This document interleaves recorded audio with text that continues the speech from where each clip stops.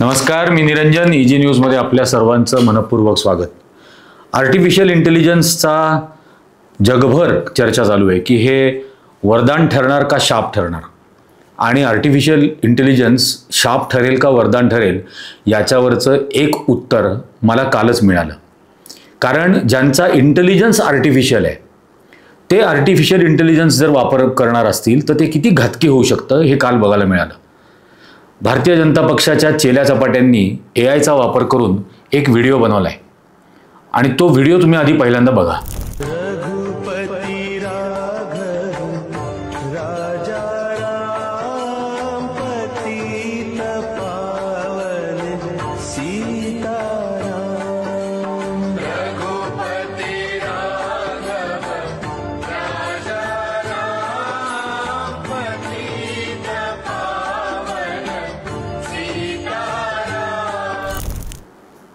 काय वाटलं तुम्हाला हा व्हिडिओ बघून? माझ्या तळपायाची आग मस्तकाला गेली हा बघितल्यावरती.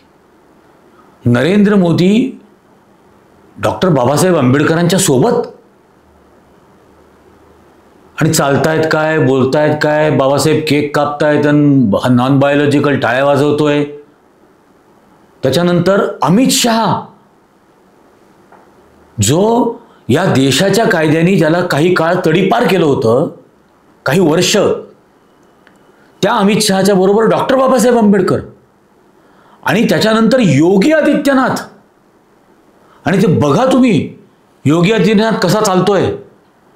म्हणजे तो चालतोय त्याचं लक्ष पण नाही, त्याच्या बाजूला बाबासाहेब आंबेडकर आहेत किंबहुना एक 6 इंच पाठीमागं बाबासाहेब आंबेडकर चालतायत योगी आदित्यनाथच्या. किती निर्लज्जपणा आहे.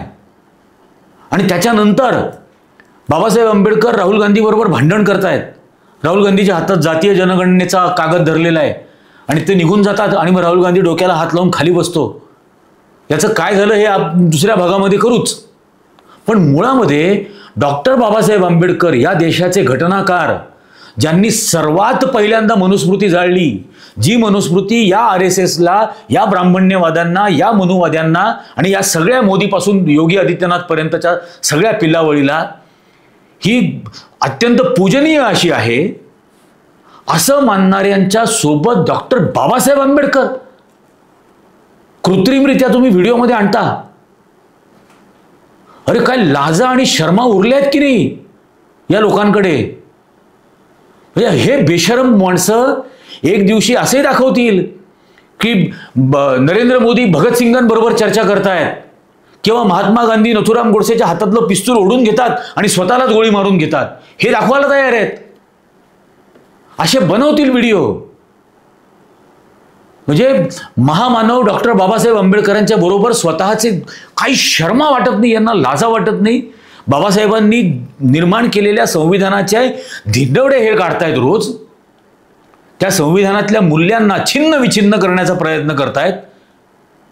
मग ते अभिव्यक्ती स्वातंत्र्य असो, ते व्यक्ती स्वातंत्र्य असो, ते संचार स्वातंत्र्य असो, कुठल्याही प्रकारचं स्वातंत्र्य. बाबासाहेबांनी जे सांगितलं, सगळ्या जगाला संदेश दिला, शिका, संघटित व्हा, संघर्ष करा. या 3ही गोष्टींवरती या मनुवाद्यांनी, ब्राह्मण्यवाद्यांनी हल्ला पुकारलेला आहे. आणि हे असे धादांत खोटारडे कृत्रिम व्हिडिओ बनवतायत. मला शब्दच आठवत नाही, इतका संताप झालेला आहे. काहीतरी तर लाजा बाळगायला हव्या की नको. आणि हे असे व्हिडिओ व्हायरल करतात.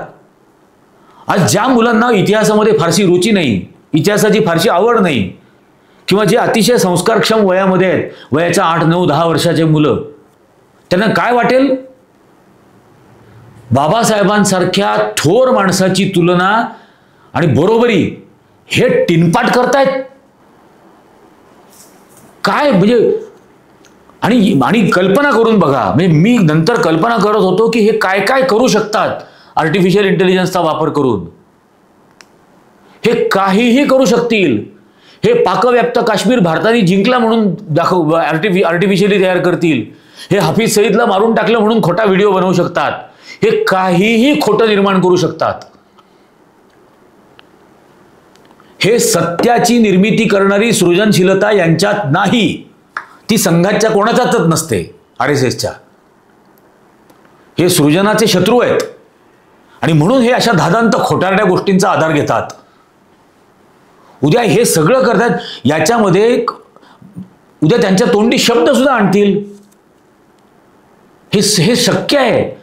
असा एक इंटरव्ह्यू याआधी घडलेला आहे की शशी थरूरचीच मुलाखत घेतो, असा एक व्हिडिओ झालेला आहे. उद्या बाबासाहेब आंबेडकरांच्या तोंडून नरेंद्र मोदी त्या पप्पू गोळवलकर याचं कौतुक केलं जाईल, मनुस्मृतीचं कौतुक केलं जाईल आर्टिफिशियल इंटेलिजन्स वापरून. भगतसिंग यांच्या पाठीवर थापा मारेल, जो नास्तिक होता, जो कम्युनिस्ट होता, जो कॉम्रेड होता. काहीही धादांत खोटारडेपणा या देशात केला जाऊ शकतो. या खोटारडेपणाला सर्वोच्च न्यायालय विचारणार नाही जाब काय आहे.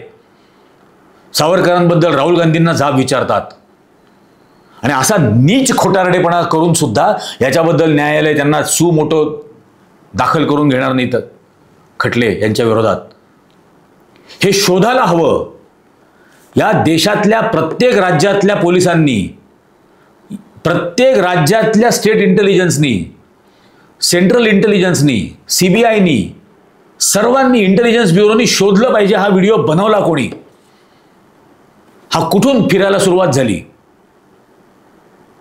आणि जो कोण असेल त्याला या देशातली सर्वात मोठी शिक्षा दिली पाहिजे.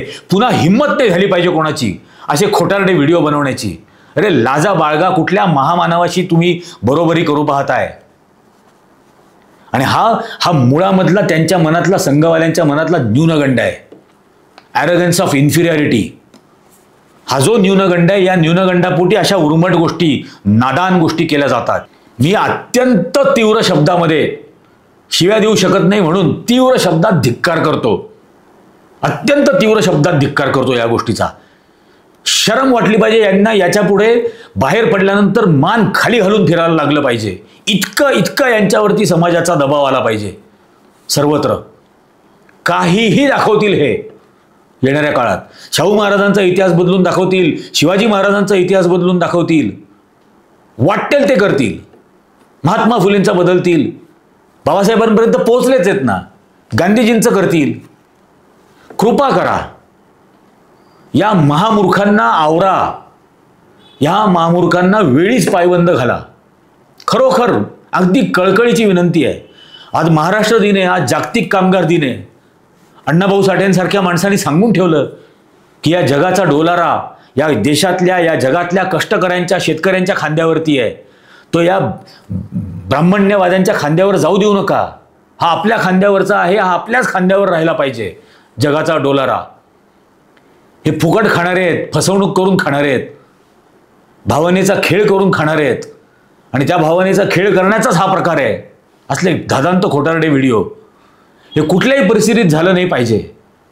अतिशय कळकळीने विनंती करतोय.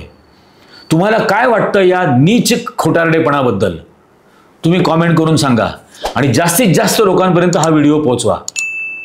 जास्तीत जास्त जणांनी याला लाईक करा. आजच्या भागामध्ये इतकंच. धन्यवाद.